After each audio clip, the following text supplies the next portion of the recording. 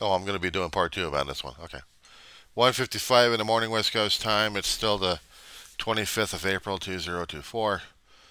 The Weaver Agency, Roseman, California. They're zombie out here, sleep deprived and emotionally screwed up. Yeah, that's me.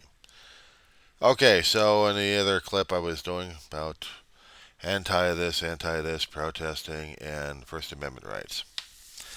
Granted, I am not a lawyer. I'm just a student in a community college. I've been at it for nearly 10 years. I'm 58 years old. I'm still attending college.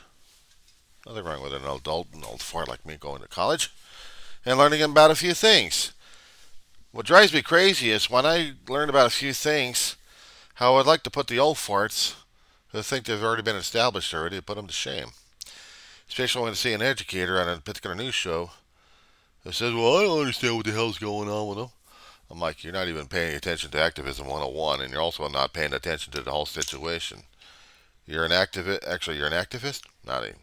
An educator? Well, then you're lost. The students are pissed off, not just because of the situation happening in the Middle East. They're also pissed off about a few other things that they're saying or not saying.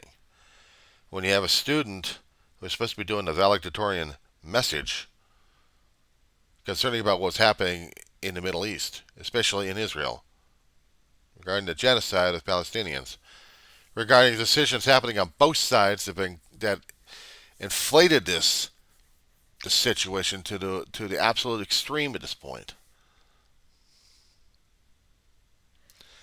It's got to be said.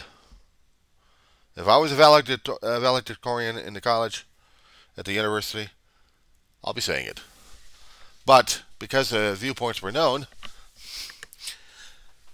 the college president and the board of trustees had decided in their own best interests at this point over here, and for the theoretical best interest of the college, that they would silence her, and silence a student in her right for freedom of speech. To tell them that she's got freedom of speech because she wants to get her message across, but they don't want to hear it because they don't want to see the action happening on our campus. They don't want to see any inflamed actions or anything else happening over there that'll be affecting either the student body or the faculty or both. They wanted to be neutral about it, but they're not neutral about it.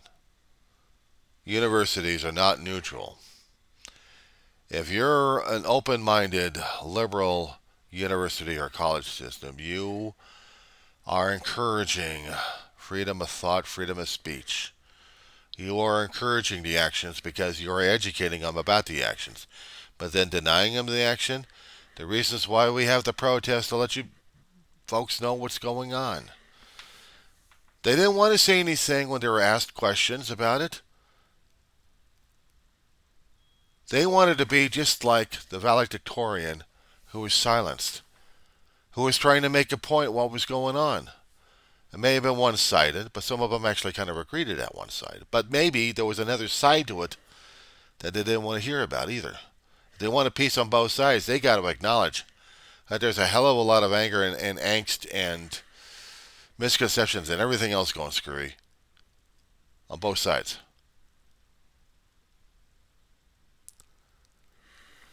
It's an ongoing conflict. It's a lot of anger. It's a lot of hatred, mistrust, misconceptions. And it's a lot of generational feelings over this thing, lasting for millenniums. Man's history over this one.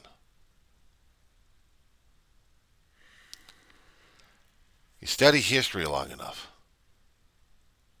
you kind of get a little you kind of get a little feeling for this one. If you pour over the books, you may be getting a little bit of information about it. Even living through it will give you some point of view about it. Maybe one sided or maybe a different side. I don't know. Maybe. But the protesters were trying to put a message out there.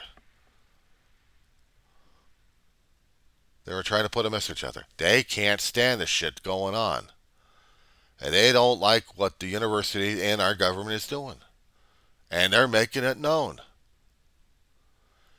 And yes, the college campus would have been a safer place for them to do it. However, if we are looking at a private institution versus a public setting, it's a different story altogether there. Now, and I hate to throw this one out, but I got to use it as an example because to me, this always sticks in my head.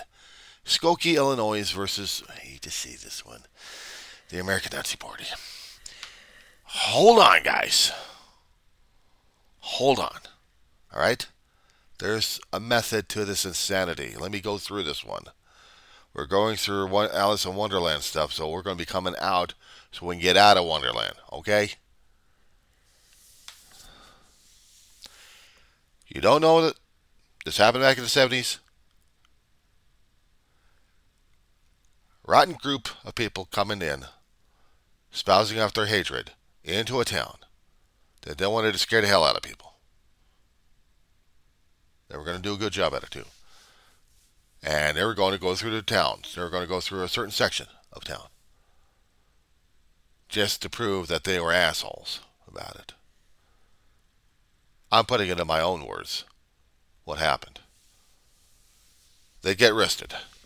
They get thrown in jail. They get charged. They get tried and convicted. It gets held up on appeal. They're doing a federal appeal on this one because their civil rights were violated. Their right to protest was being violated, but they were marching through the streets, which was public area.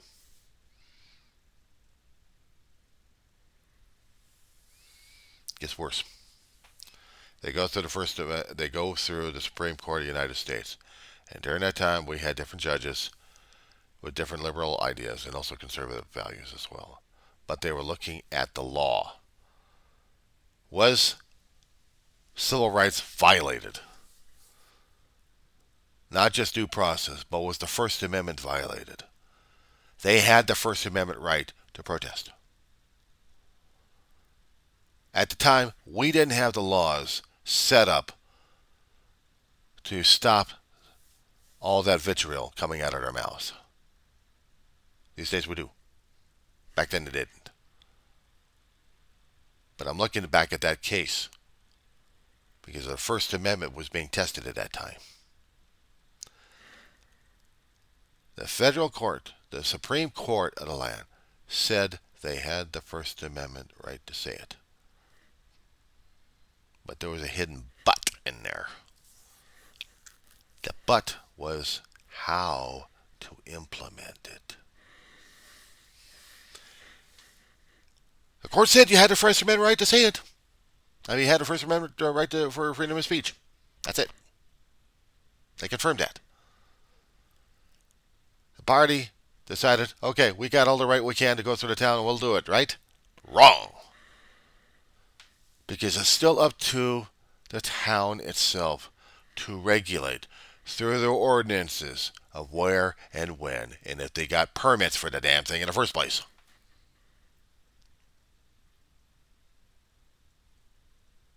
The holdup is the details. Was there details being happened here? They held it on a private campus over at USC, over at Columbus, over in Austin. If it was on private property,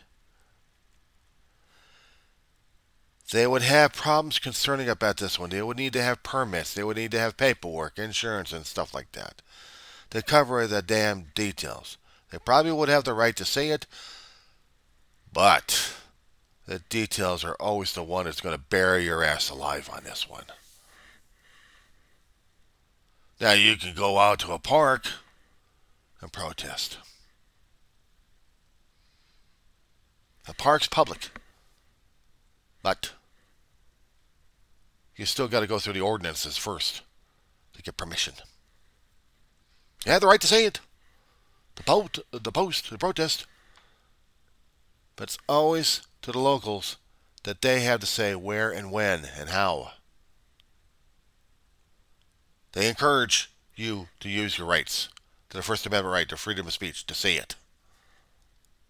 That includes if you're going to be protesting what's happening in the Middle East or anywhere else, they allow you to do that. But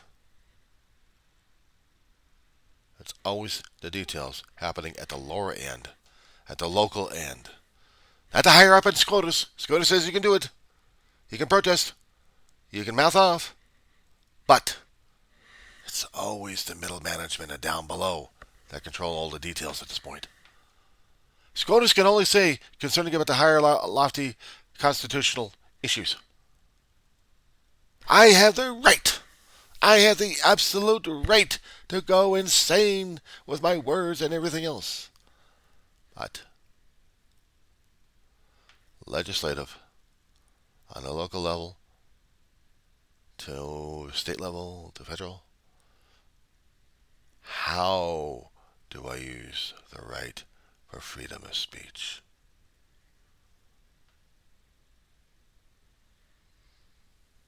I tried to say in the other video that I can post a sign. I can post a sign. I can post a sign. I can tell people about this one. And I just lost the damn page. Here it is. I can post this.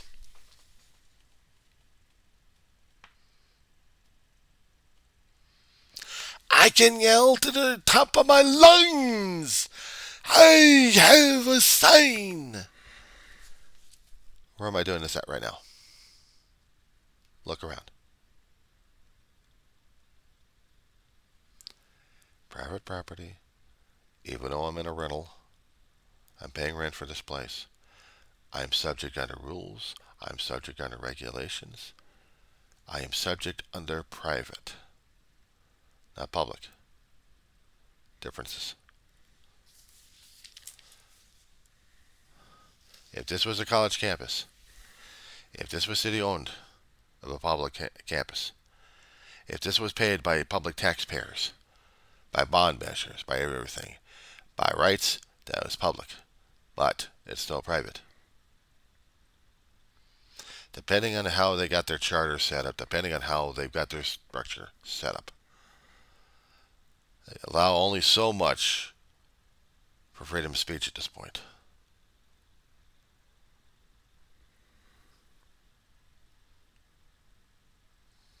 Finer details. That's the thing I think the people keep forgetting on this one.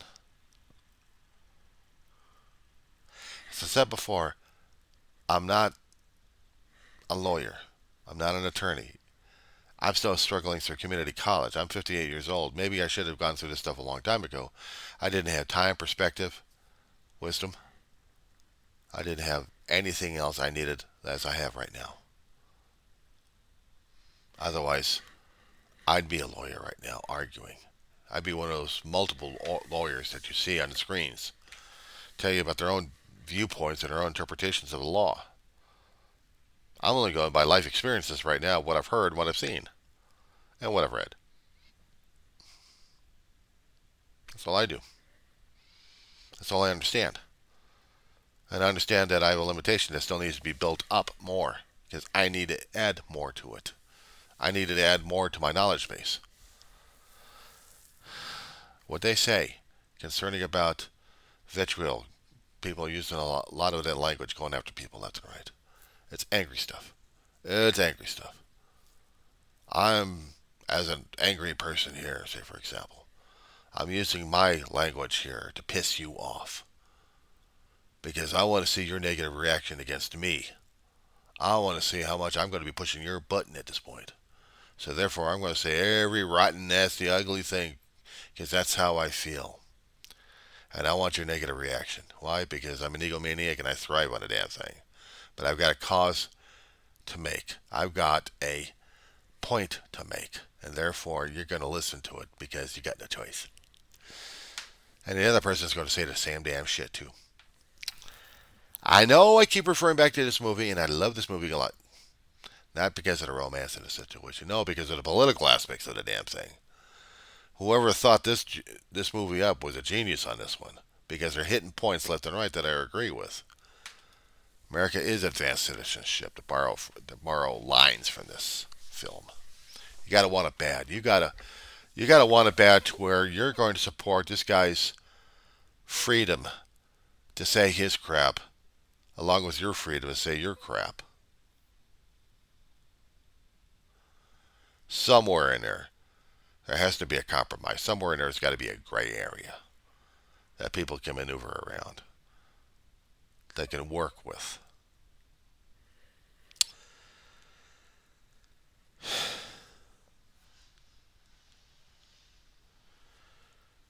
It's hard for us to understand this, even if it's this early in the morning. But sometimes I get these weird ass thoughts, and I'm seeing these things happen, and I gotta say my piece. I have to say my piece. This is my platform. I am subject to terms and conditions. I am subject to rules and regulations, to laws and ordinances, because this is how our country is. Deal with it. This is America. We're dealing with plurality. We're dealing with pluralism. We're dealing with a lot of concepts, but we also have to make sure that some of those concepts are not trying to hurt or kill anybody in the process, because it would be very bad. Very, very bad. We wouldn't be considered civilized, would we? We wouldn't be considered moral or righteous or pious. No, we're just hypocritical megalomaniacs. That's about what we are anyway. That's how we are. And with that, this maniac is going back to bed, see if I can get at least 2 or 3 hours of sleep, and then after that, I'll do some editing on these videos and send them out and just see what happens.